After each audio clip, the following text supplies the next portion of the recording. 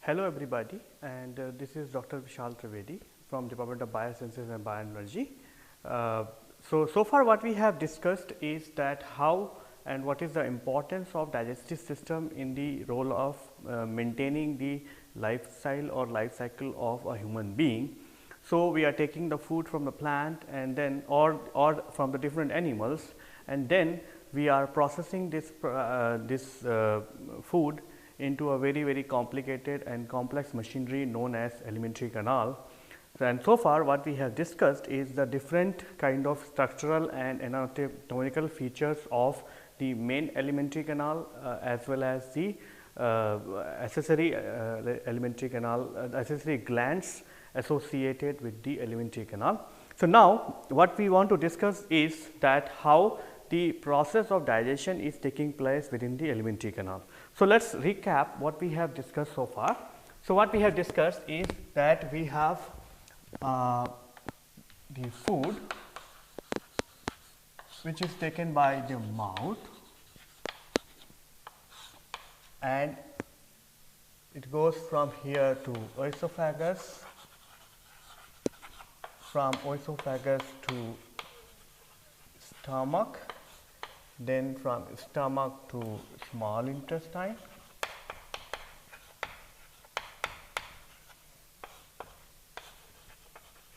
then the large intestine, and then finally it goes out as undigested product through the last part of the alimentary canal known as anus. So what we want to discuss is now the process of this complete digestion process, and the taking up the food through mouth is known as the process known as ingestion.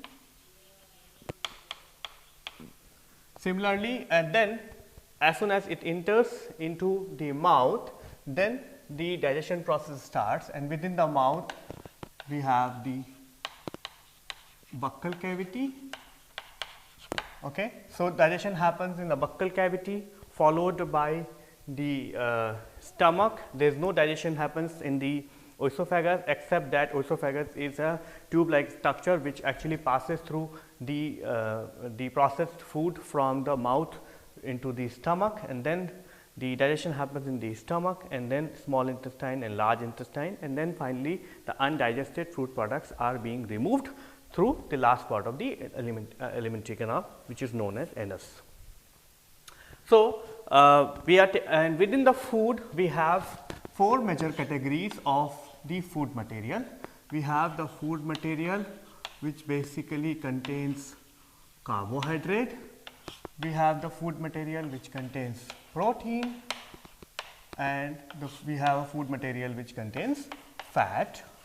So now what we are going to discuss in this lecture is that how these kind of food material or the food material, when they are present, how the digestion of each and every group is going to take place while it is passing through the alimentary canal, and how at the end how it is being absorbed into the body, and then it is used for producing the energy. So we will start with the carbohydrate.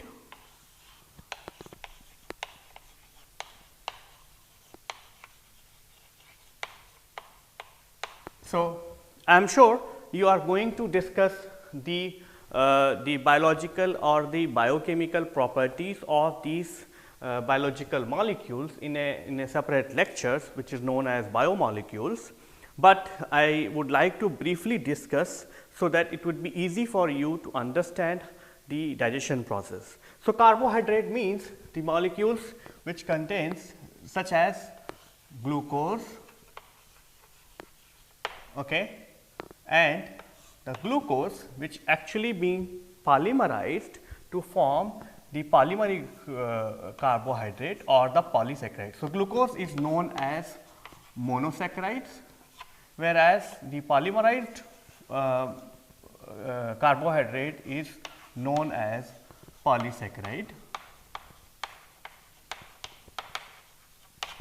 This polysaccharide, because the glucose can be processed in different types of polysaccharides, so it could be glycogen in the case of animals. Mostly animals are polymerizing the glucose in the form of glycogen, or it could be in the form of starch, which is actually mostly being done during the metabolism in the plant. Okay. So, what if you take the food product, you are going to take up the glycogen or the starch as the material which is present in the any kind of dishes. Like so far what we are discussing is about the food like pizza as an example. So, pizza will contain the glycogen as well as the starch as the material, and these are the two materials which are going to be digested. So, once you take up the any food material which contains the carbohydrate, then and how this polymerization is happening. So, if I show you the structure of a simple glucose, the simple glucose structure is like this. Okay.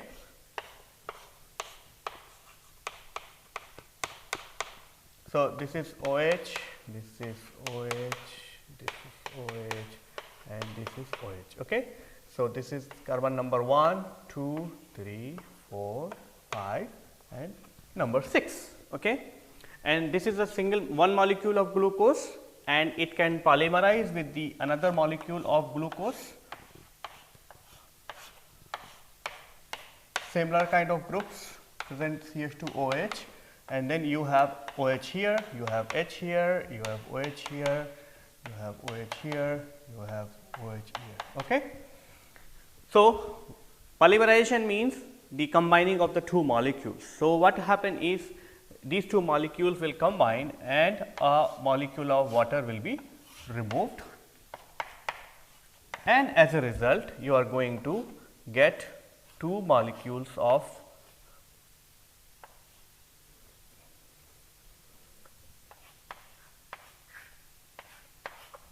glucose being combined together. Okay. And this is known as maltose. Okay. Where and this linkage is known as alpha 1,4 glycosidic linkage. Okay. Similarly, as you see the structure of glucose, you can have the polymerization either by side through a alpha 1,4 linkage, or you can have the polymerization through alpha 1,6 linkage, and this kind of linkages actually makes the polymeric starch or polymeric carbohydrate very complex to digest. So, this means if you have to do a digestion, you are actually has to break this bond, this alpha 1,4 glycosidic linkage or the alpha 1,6 glycosidic linkage, so that ultimately what you are going to get? You are going to get the monomeric glucose. So, let us see how this is going to happen in the complete alimentary canal.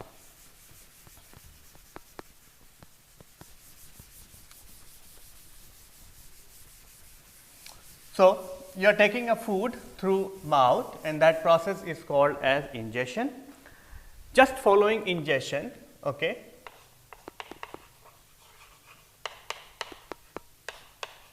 that is the first process for the carbohydrate. Number 2, as soon as you ingest a food material, it goes and it mixed with saliva, and then saliva is bringing this food particle into your teeth, and that teeth is actually as we discussed in the previous lecture, that there are 4 different types of teeth. So, they actually are going to crush this food material.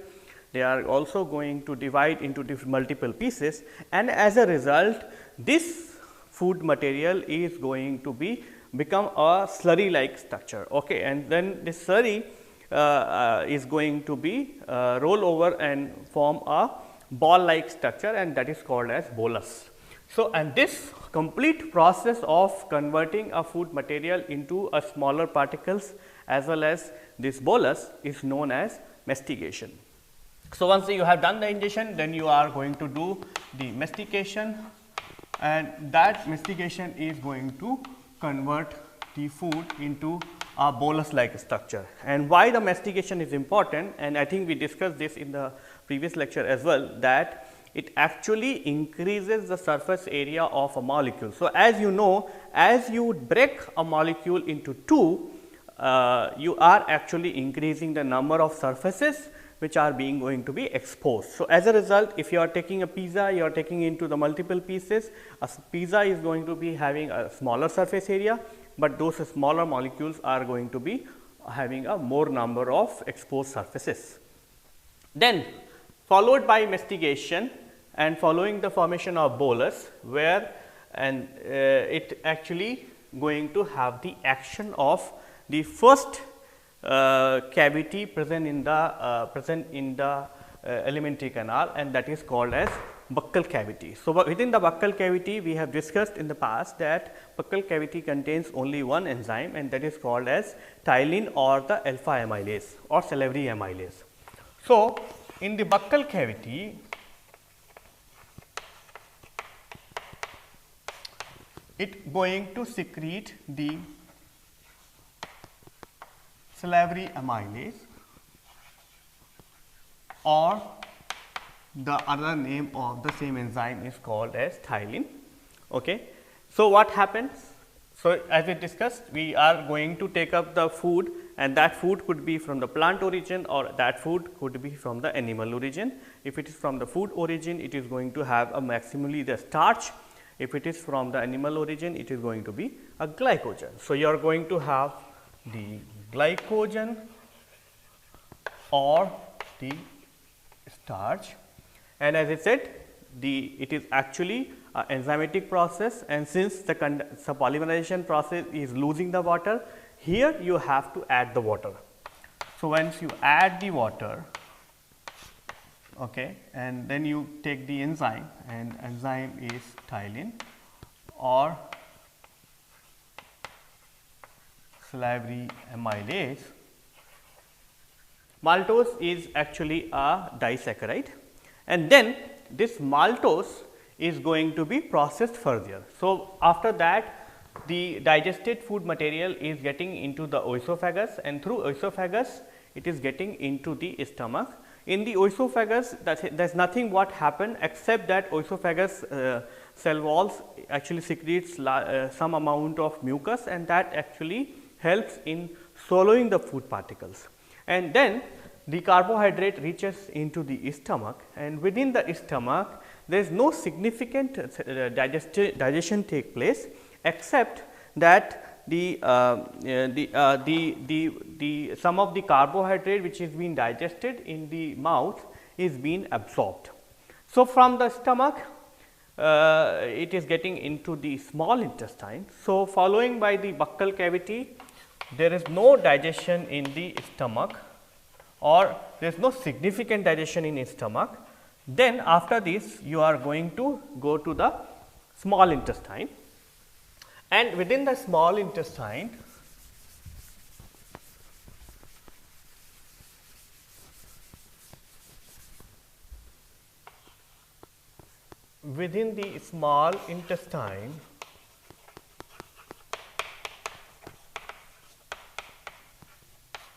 you have 3 process. Okay.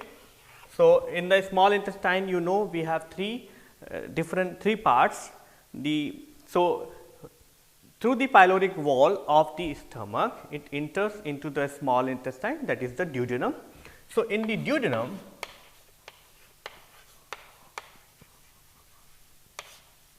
it actually secretes the another class of amylase, and that is called as pancreatic amylase, and that pancreatic amylase is actually digesting further the remaining glycogen, starch or the other sugars present in the food, as well as so in the duodenum what is happening is that this glycogen or starch or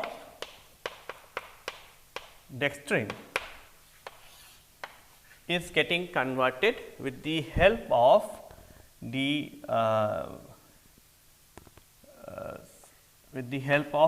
enzyme known as amylase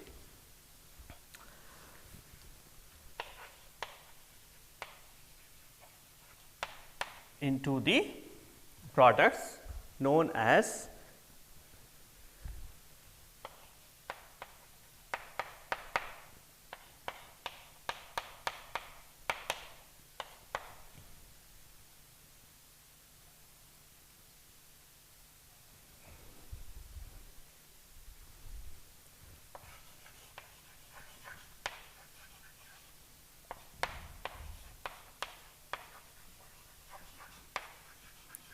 Okay. So, we started with the very complex food, that is the polysaccharides,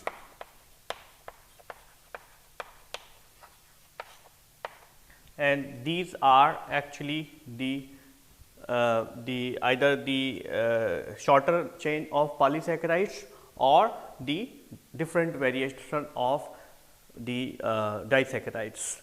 Now, from the duodenum, the food will enter into the other part, and that is called as jejunum. So, once it enters into the jejunum, it is going to get the action of other digestive enzymes. So, in the jejunum,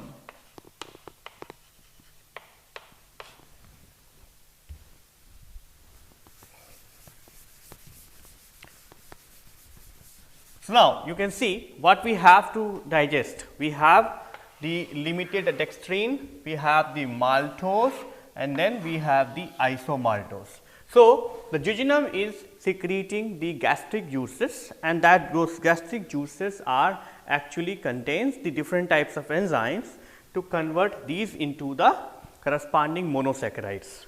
So, the limited dextrin is getting converted into the so again you have to add the water,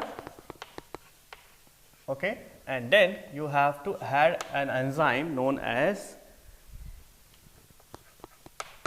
limit dextrinase, and that actually will convert this into glucose, and this is the monosaccharide. Now, for the maltose, so this is for limited dextran, this is for maltose.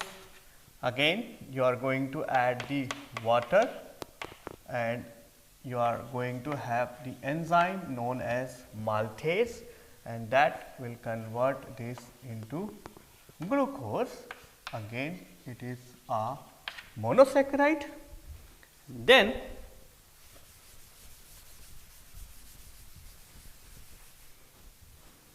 third, you have the isomaltose, again plus water,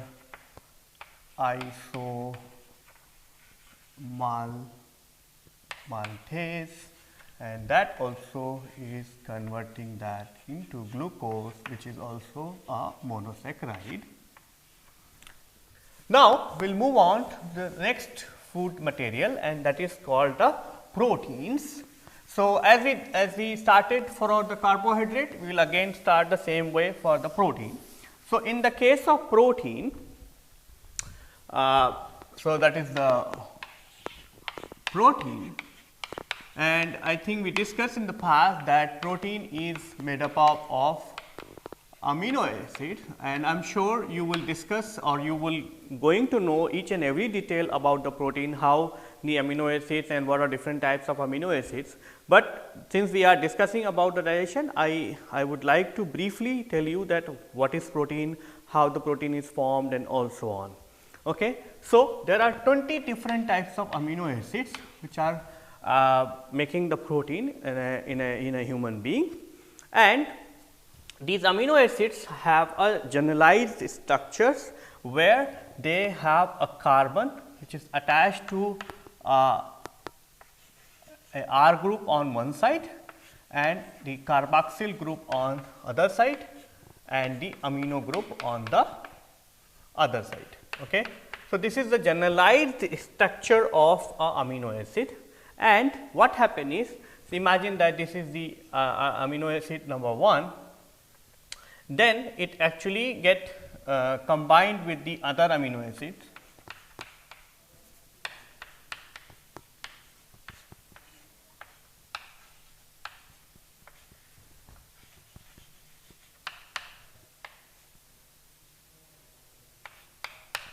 So, similar to the carbohydrate,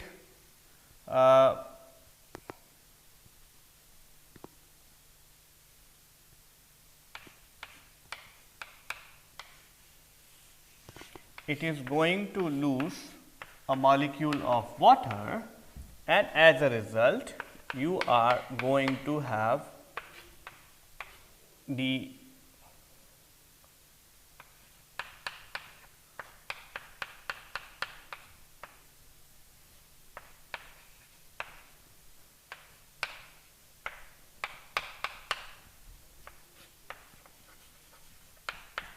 okay.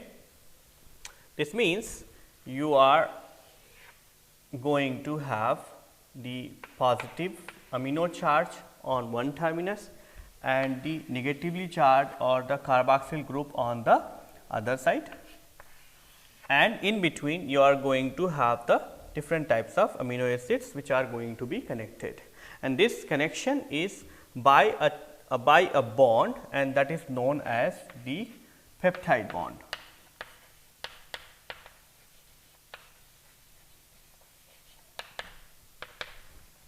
So, if you want to digest the protein, you have to break this peptide bond, and this you need, and you have to have an enzyme for that. So, let us see how the digestion of the protein take place in different parts of the alimentary canal.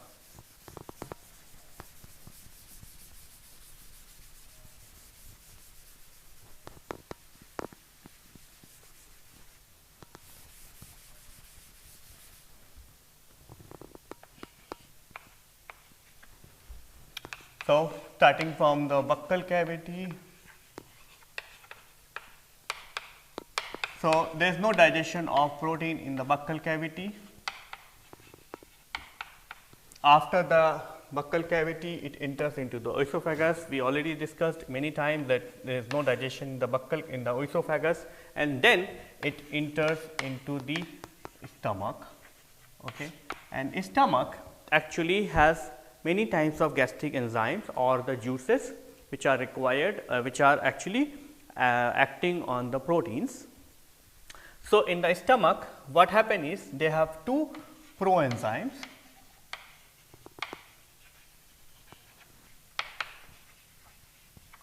So, pepsinogen. So, the first step in the stomach is, as soon as the food enter into the stomach, that induces the gastric glands and the other kind of the cells present in the gastric cell wall to secrete the acid, and in the presence of acid these two enzymes are getting activated to their active enzyme. So, in the presence of acid, pepsinogen and by the autocleavage of the enzyme itself, the pepsinogen is getting converted into pepsin. Similarly, the is getting converted into renin. Okay.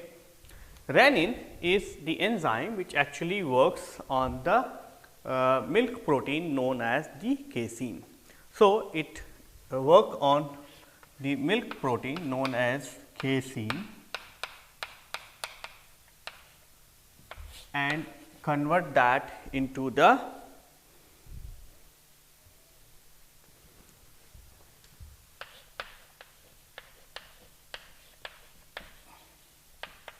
paracasein, and that paracasein, so casein is getting converted into the paracasein in the presence of enzyme known as renin, and that paracasein is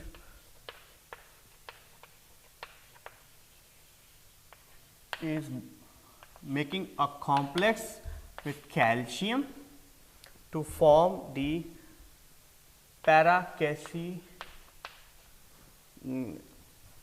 forming a complex known as calcium paracaseinate.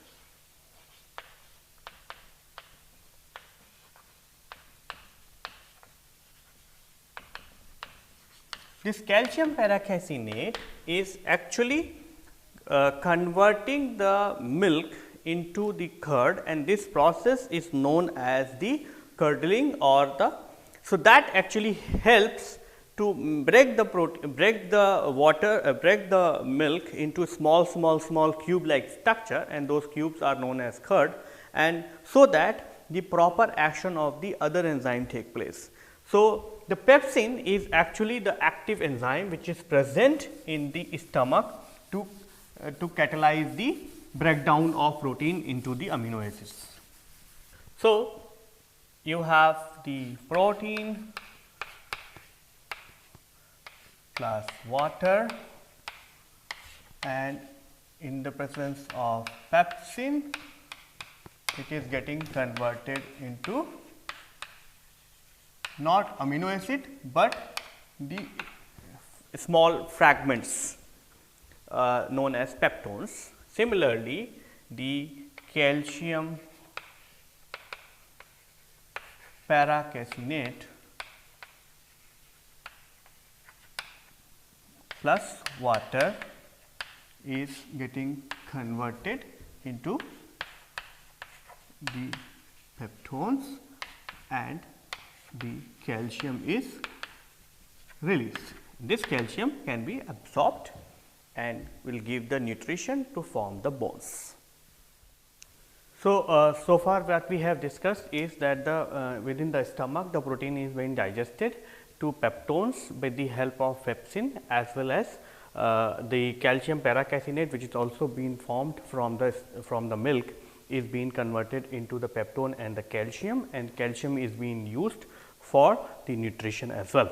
So, now these products from the stomach will enter into the small intestine. So, in the small intestine,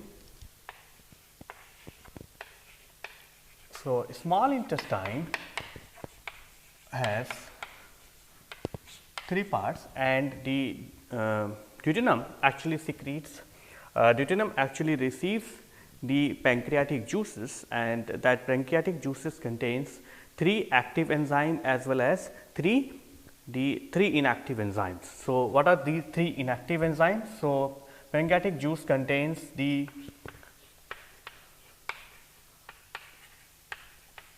trypsinogen that get converted into trypsin in the presence of enterokinase, and the auto activation of trypsin. Then they have chymotrypsin or chymotrypsinogen that get converted into chymotrypsin, okay, in the presence of the trypsin, and they also have the pro-carboxypeptidase and that get converted into carboxypeptidase. Okay. So, now these three active enzymes, the trypsin, the chymotrypsin and the carboxypeptidase are going to act on the proteins as well as the peptones which are being which they are receiving from the stomach through the pyloric sphincters. So, what we have in the small intestine is protein or the peptones, and in this will be digested by the trypsin to form the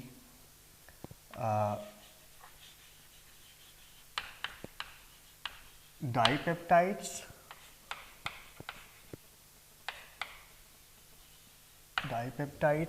peptones and smaller peptides.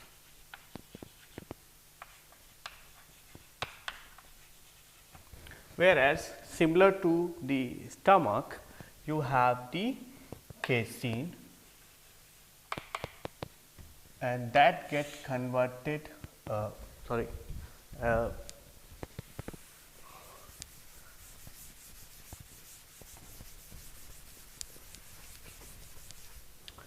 you also have the casein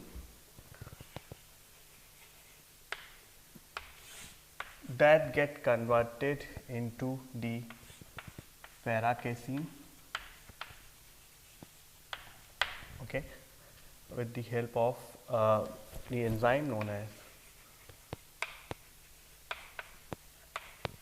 chymotrypsin, and then this paracasein is making a complex similar to what we have discussed for the stomach into calcium paracaseinate, and the calcium paracaseinate is getting the trypsin and that is converting it into the peptones plus calcium.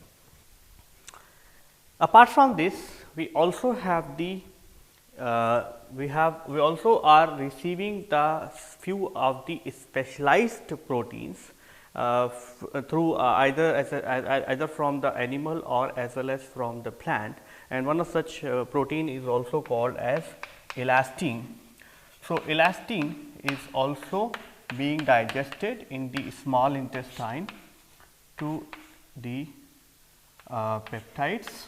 Apart from that, we have third enzyme that is called as carboxypeptidase. So, you know that the protein has two sides, one is N-terminal side, then you have the amino acids and then you have the carboxyl side. So, the carboxypeptidase actually works from this side and chews the protein from this side. So, carboxypeptidase then works on these larger peptides and generates the smaller peptide as well as the amino acids.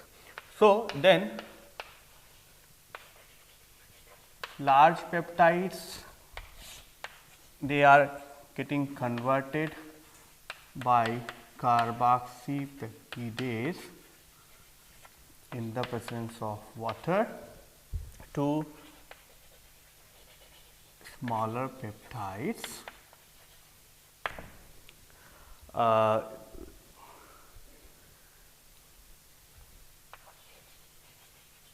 Dipeptide, and since it is chewing the protein from one end, sometime it also releases the free amino acids.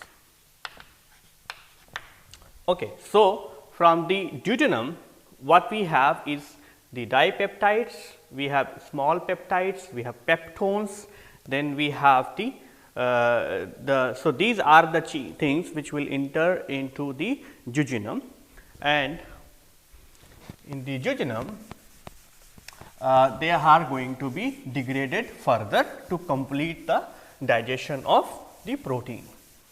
So, in the jejunum,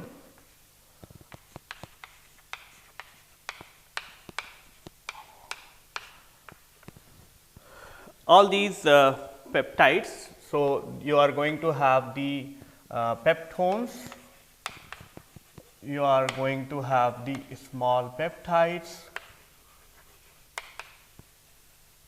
Okay.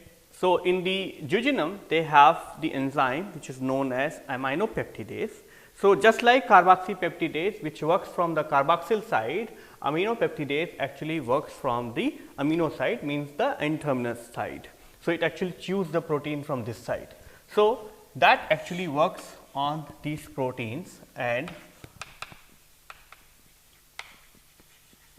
releases the or degrades it further to form the oligopeptides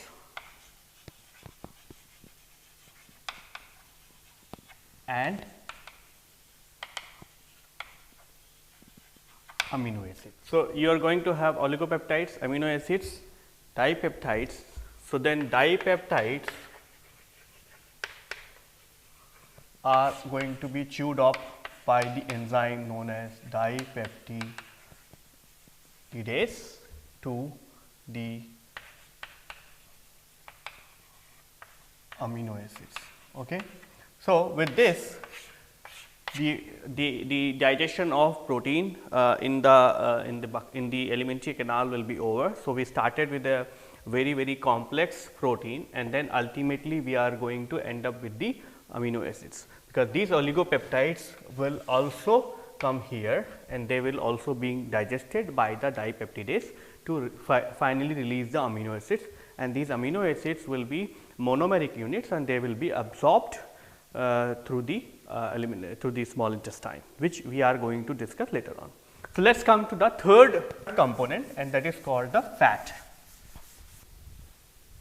So, as we have discussed for the carbohydrate, similarly we discussed for the protein, we are going to briefly discuss about the structure of fat, so that it will be easier for you to follow the digestion process. So, fat is actually, or the triglyceride is actually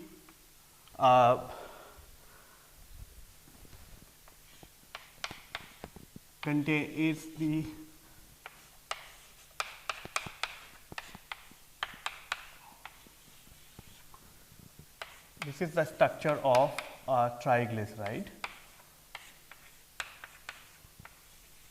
Okay. So, this is the structure of a triglycerides, or in common term it is also known as fat. So, what you see in this structure, that you have two components, one is this, okay, and the other component is this, okay, and this component is known as glycerol. So, if you replace this this part and you put the OH, it is going to be glycerol. Similarly, this component is known as the fatty acid.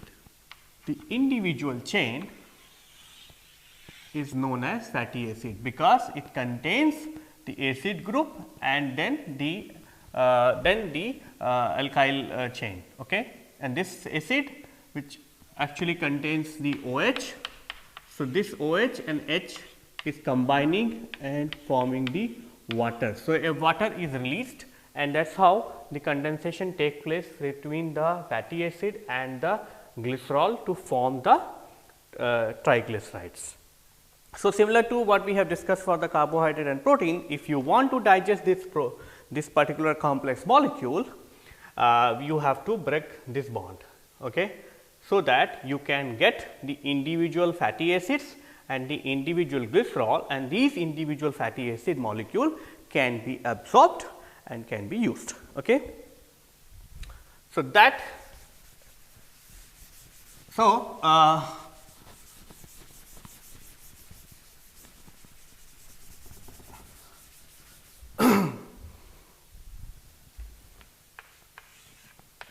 so starting from the buccal cavity. So, there is no digestion of fat in buccal cavity. If you remember, we had discussed this for the carbohydrate, that carbohydrate there is an enzyme called amylase, and that is actually only digesting the carbohydrate in the buccal cavity. Then it comes to stomach. So, stomach actually contains the gastric lipase, okay, and that gastric lipase works on the fat. So, it converts the fat into the fatty acid and the glycerol. Okay.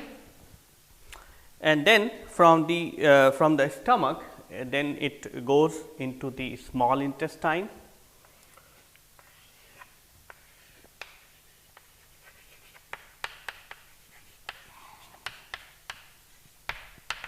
So, a small intestine, you have two components, one is duodenum, the other one is the jejunum, where the mostly the digestion take place for the fat. So, in the duodenum,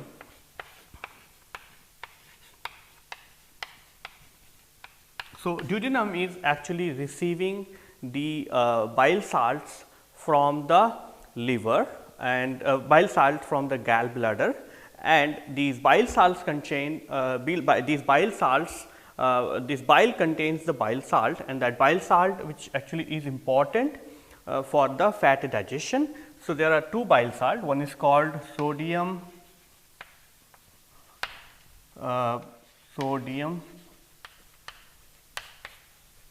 taurocholate. Okay. So, bile actually contains these two salts. One is called sodium glycocholate, and the other one is called as sodium taurocholate. And these two, the purpose of these two salt is that they actually converts the fat into the small fat droplets. So, what they do is they actually works on the fat, and then this fat gets converted into the small droplets. What is the advantage of converting a big fat into the small droplets? And is that it actually increases the surface area of individual fat molecules, and that actually increases the action of lipases. And this purpose or this process of converting a big fat molecule into the small droplets is called as emulsification.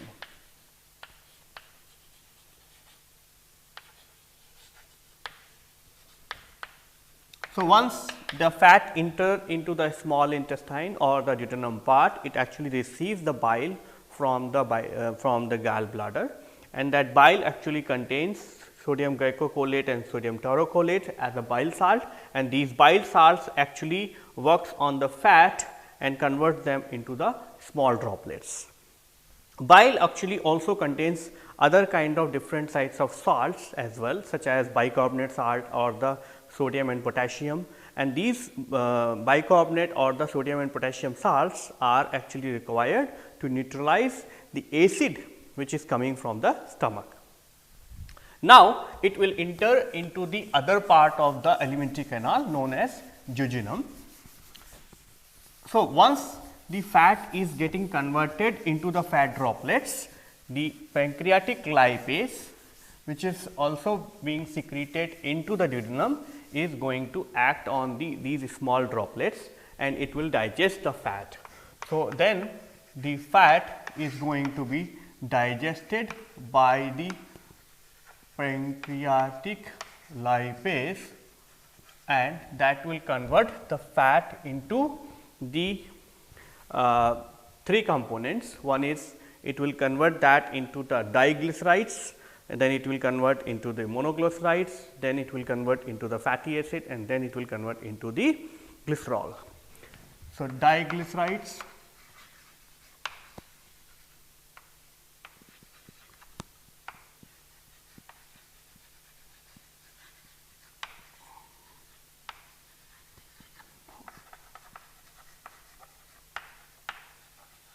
and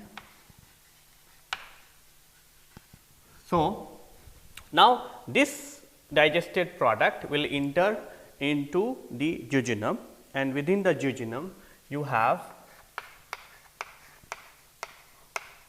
other set of digestive enzymes to help the digestion of fat. So, what you have? So, you have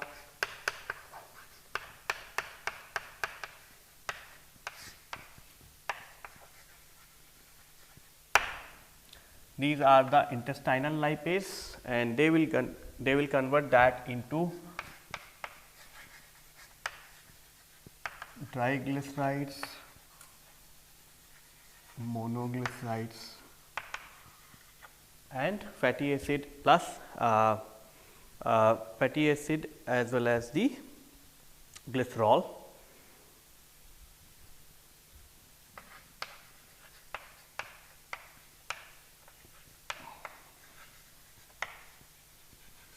Okay. So, now these components which are being produced by the intestinal lipase or by the pancreatic lipase will be processed by the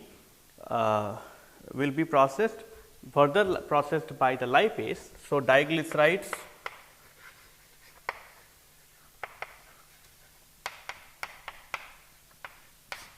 will be processed by the intestinal lipase to monoglycerides, and then the monoglycerides is going to be converted into fatty acids plus glycerol. So, what you can see in the case of fat digestion, it is going to be converted finally into the fatty acid and glycerol by the action of 3 different types of lipases which are present in the stomach, and then which are present in the jejunum as well as in the jejunum part. And finally, what you are going to have the fatty acid and glycerol, and this fatty acid and glycerol will be absorbed for the energy production. So, apart from fat, protein and carbohydrate, when we take up the food from the animal origin or the plant origin, many times we actually eat up the whole cell, and when we eat up the whole cell, we also take up the cellular contents, and in the cellular content what you take is actually the nucleus as well as the biomolecule which is present inside the nucleus. So, one of the biomolecule which is present within the nucleus as well as the cytosol is known as DNA or the RNA. So, in a minor fraction you are also going to get the DNA as well as the RNA as the biomolecule to be digested. So, alimentary canal is competent enough to process these 2 biomolecule as well. So, DNA or the RNA both are made up of a monomeric unit, and that is known as the nucleotides. And these nucleotides, there are 4 different types of nucleotides which are present in DNA, and there are 4 different types of nucleotides which are present in RNA, and these nucleotides are actually being present and is made up of nucleosides, and these nucleosides are made up of nitrogenous bases and the sugar.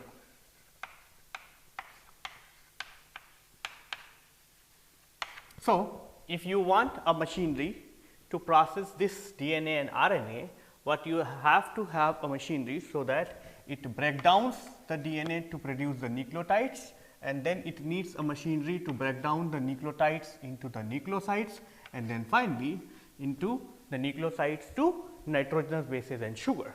So, that we will going to, so that so once you take up any such food product, it enters into the alimentary canal. So, there is no digestion in the buccal cavity for the nucleic acids. There is no digestion in the stomach, okay, and then it enters into the small intestine.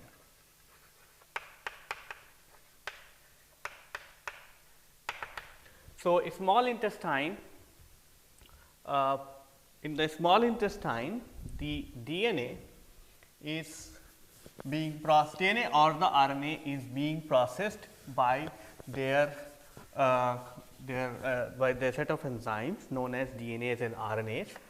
So, DNA is getting converted by an enzyme called DNase, and that actually convert that into nucleotides. Similarly, the RNA is getting converted into by an enzyme known as RNase into the corresponding nucleotides. Okay. Then these nucleotides are further being digested. So, nucleotides in the presence of water, the enzyme is nucleotidase.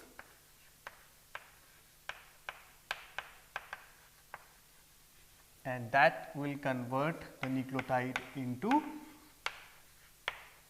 nucleosides. Okay.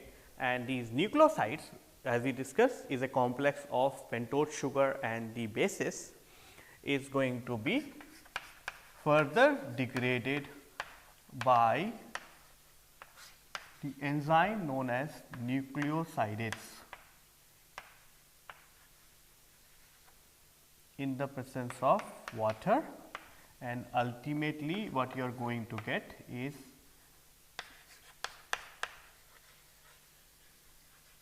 nitrogenous bases, and you are going to get the pentose sugar. And these are actually these two, like pentose bases as well as the nitrogenous bases as well as the pentose sugar is the monomeric unit, and they will be absorbed into the body for further utilization. So, these nitrogenous bases as well as the pentose sugar can directly take up by the last part of the alimentary canal, and they will be used for the DNA or the RNA synthesis in the human body. So, let us summarize what we have discussed so far. As you can see in the given PowerPoint slide.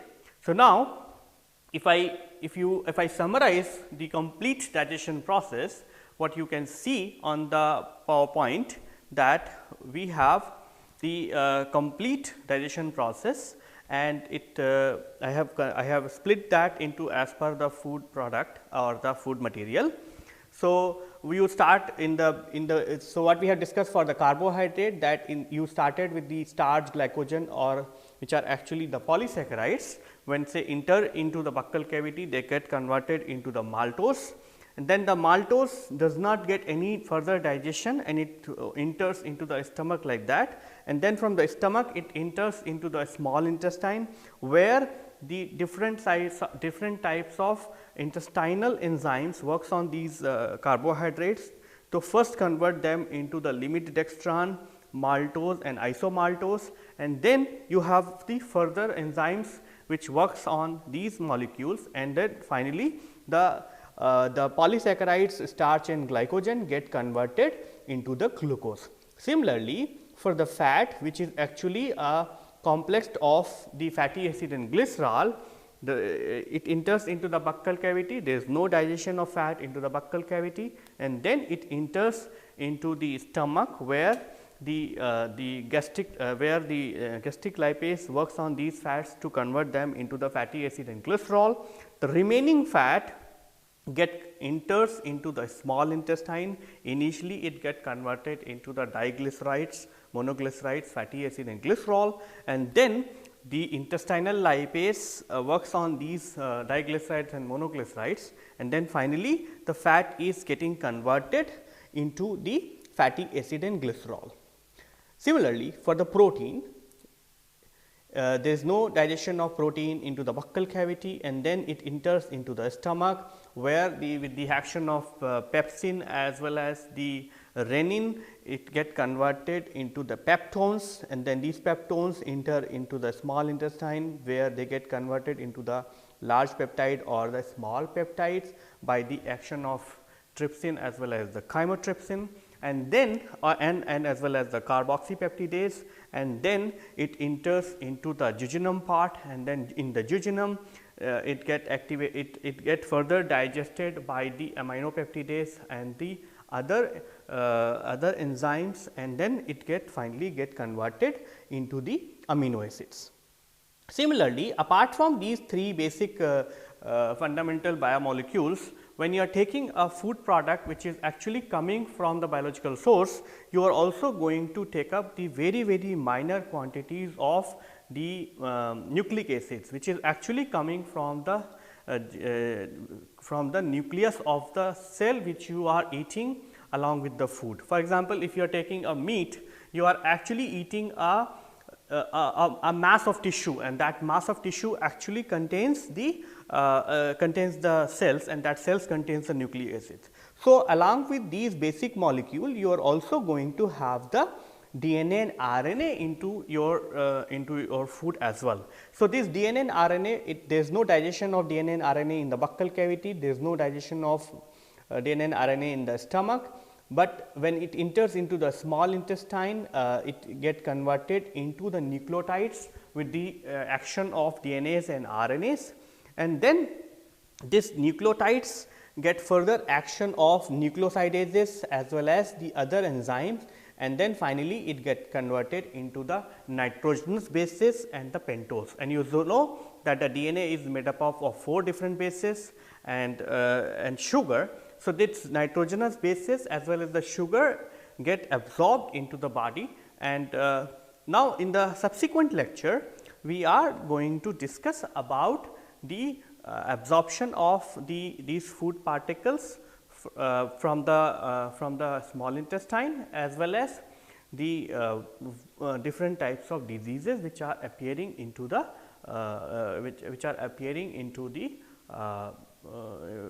due to the abnormality of the alimentary canal, as well as the abnormality in terms of receiving the nutritional defects. Thank you.